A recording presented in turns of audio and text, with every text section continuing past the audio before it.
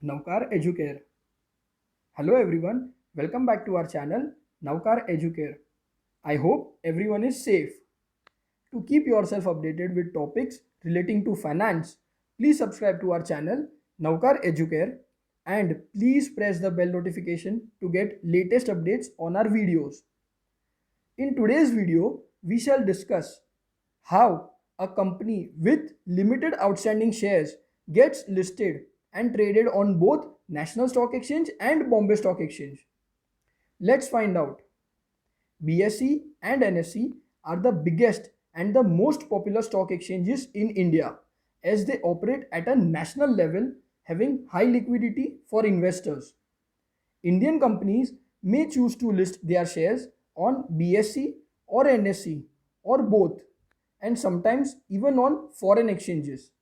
This concept is commonly referred to as dual listing. Companies use dual listing because of its benefits. Some of them are additional liquidity for investors, increased access to capital, and the ability for companies' shares to trade for longer periods if the exchanges on which its shares are listed are in different time zones. Some of the Indian blue chip companies that are listed on American or London stock exchanges are HDFC Bank, Infosys, Dr. Reddy's, and Reliance Industries. However, at a given point in time, a company has a limited number of outstanding shares which are tradable. Then, how a company with limited outstanding shares gets listed and traded on multiple Indian stock exchanges? Let's take an instance of MRF Limited. As on today, MRF has around 4.2 million shares outstanding which are tradable on the Indian stock exchanges, breakup of which is tabulated.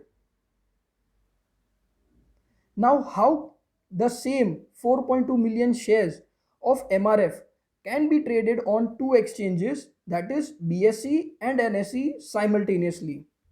Let's find out. When a company comes out with an initial public offering IPO, it offers part of its share capital for subscription to investors. When investors subscribe to the IPO, company allots shares in demat account of the investor. Then the investors have an option to choose on which exchange they want to trade their allotted shares. Some of the factors to choose on which exchange to trade are the price quoted on the exchanges, liquidity of the shares, etc. Continuing with the instance of MRF, when the company came out with IPO, it allotted the shares to the investors. Now the investors have the option on which exchange they want to trade their shares, that is BSE or NSE.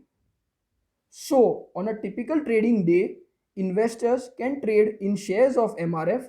However, at the end of the trading hours, settlement of the trades cannot be more than 4.2 million shares on both BSE and NSE combined. Now, if someone poses a question to you all on how a particular company's shares are traded on multiple exchanges, I hope you all can have an answer to the same. Do post your feedback or the questions you may have in the comment section, and we would be happy to interact with you all on the same. Disclaimer. Thank you so much for watching our video. Please feel free to give your feedback in the comment section. Please subscribe to our channel Navkar Educare and please press the bell notification to get latest updates on our videos. Eager to meet you all in my next video. Till then, stay happy and stay safe. Thank you.